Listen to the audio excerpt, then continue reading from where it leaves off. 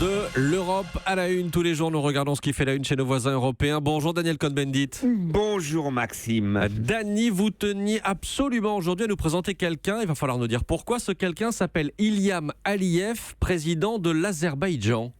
Eh bien, si vous voulez faire connaissance avec Ilham Aliyev, je vous raconte une histoire. Il a été réélu en octobre 2013 avec 84,5% des voix. Ça, c'est pour une autocratie à peu près normale. Mais ce qui est intéressant, c'est que les résultats de cette élection ont été publiés par la télévision azerbaïdjane un jour avant le scrutin. Ah oui, ça s'est jamais vu. C'est assez intéressant.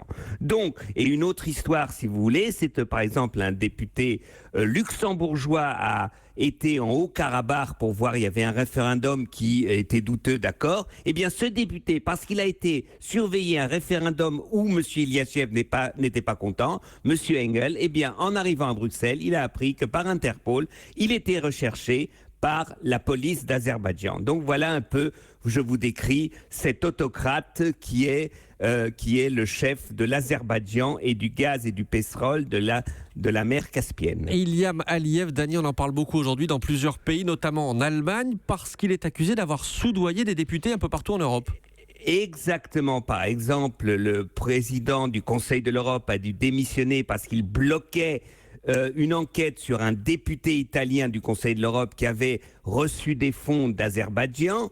Deuxièmement, il y a une députée allemande, deux députées allemandes qui, aujourd'hui, des chrétiens démocrates, qui font partie de ce qu'on appelle l'amitié germano-azerbaïdjienne. Eh bien, eux aussi, leurs comptes se sont remplis et ils font des rapports en disant que tout va bien dans la démocratie azerbaïdjienne.